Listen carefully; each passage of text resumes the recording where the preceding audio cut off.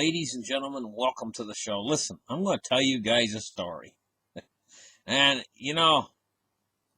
I'm making the story up myself, and it's totally an analogy. Anyway, let's get started. There once was a fella who owned a big, expensive golf course. No, it's not Donald Trump. There's a guy who owns a golf course, big, expensive golf course, one of these championship courses, got a beautiful clubhouse right in the center of the course. Maybe 3-story high clubhouse, got a big deck around it where people can go out and eat chicken wings and whatever else, and he's an older fella, he owns a golf course. So one fall, late in the fall, he decided to close the golf course early that year. Now, what happened was he closed the course and he sent all of his workers home, and he let the grass go. He didn't bother mowing it or anything in the fall. It was about late in the season anyway. It was getting late in the season. He decided he wanted to take a trip to Europe, so he closed the course and he just basically sent all his workers home. He let the grass grow. Big mistake, because the grass grew quite high in those last couple months of the summer. And, it got almost knee-high, the grass, all over the entire course. So the course was like a person that doesn't have his hair cut. It's like a person lets his hair grow too long. And normally they keep golf courses like a brush cut, normally they keep them like a buzz cut, the length of the grass. But his grass grew long, almost like a guy that lets his hair go for about 3 months, and his hair gets long and shaggy. So anyway, he went away on his trip to Europe, and he said, "Oh, come back next spring and we'll open up the course and we'll have golf and all next summer, it's going to be wonderful," the old fellow said. I'll have my trip to Europe and I don't have to worry about the course. I'll just leave the course over the winter and let it winter underneath the snow, and when spring comes, we'll mow the grass again. We'll have a great time and golfing all next summer on my course. He's a rich old fellow, he owned the golf course. So anyway, he went on his trip to Europe and he had a good time, and he come back and he was waiting for the snow to melt in the spring, and sure enough, spring come and the snow melted. And the grass that was underneath all that snow, it got a sudden melt of the snow in the spring, early in the spring. So he didn't get a chance to get out and mow the course, to mow all that long grass that was all over the course, because spring comes so fast. And then all of a sudden, you got a couple hot, dry days in the spring there. It was hotter than normal and dried all that grass out and melted all the snow away and dried all that grass out in just a couple days. It took the old fellow a little bit by surprise because he wanted to get out and mow it, but couldn't quite because the ground was still a little bit soggy.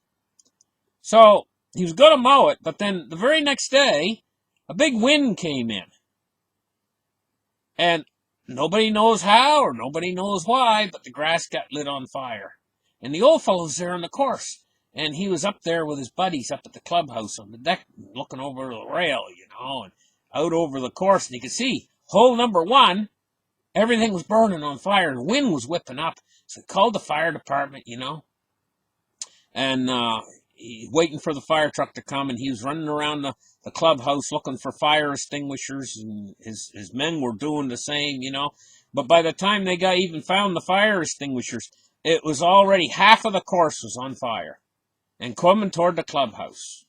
And it was jumping across boundaries between the fairways, it would go across fairway number 1, and then a little wind would come along and sparks would jump over to the next fairway and to the next hole and to the next hole. And the first thing the whole golf course was ablaze, and it was heading for the clubhouse, And him and his men there, they were running around the clubhouse using the fire extinguishers to put out the fires that were getting close to the clubhouse.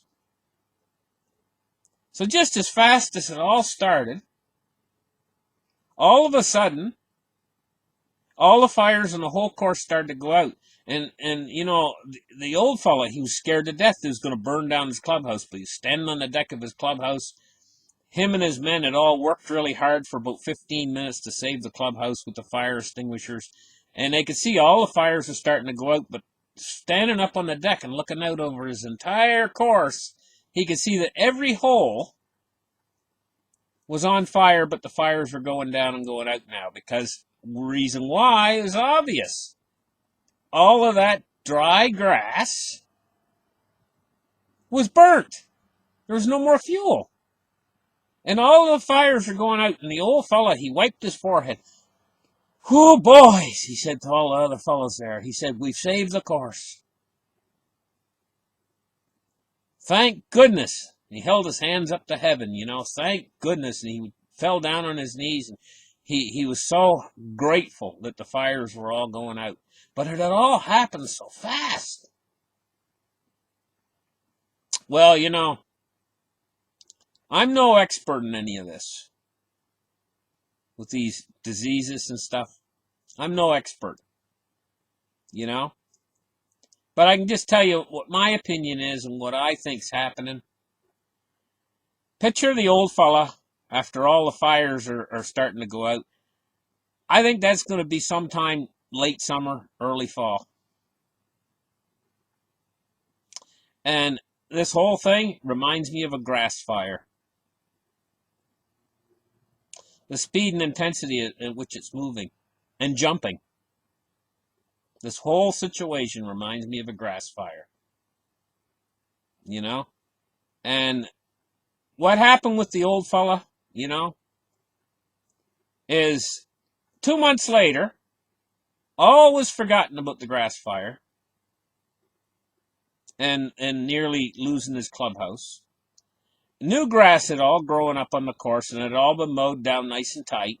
And there was a bunch of people out there playing golf. And everything was happy, roses, and sunshine again. Just a few months later. That summer. But the old fella, he learned his lesson. Don't let the grass get too long on your golf course. Keep it mowed. It was a lesson that he learned.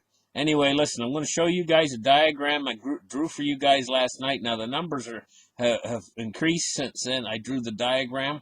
But the diagram, take a good look at it, and it's going to give you an illustration of what I see and what I see according to the numbers. Math. It's math. And everything is math. This entire universe is math. Everything that happens is a mathematical calculation. The atoms you see out there are all math. It's all digital. Digital in the sense it's all math. And so the old fellow, when his golf course burned, and the grass all burned, that's all math. If you could figure out how much grass was there, what the wind was, what the temperatures were that day, it's all math. And this situation we face right now is all math. And math determines everything. And so take a look at this diagram I drew you guys. It's math. And we'll catch you guys in the next show. And you guys have a great day. And remember, give me a thumbs up. Bye-bye, guys.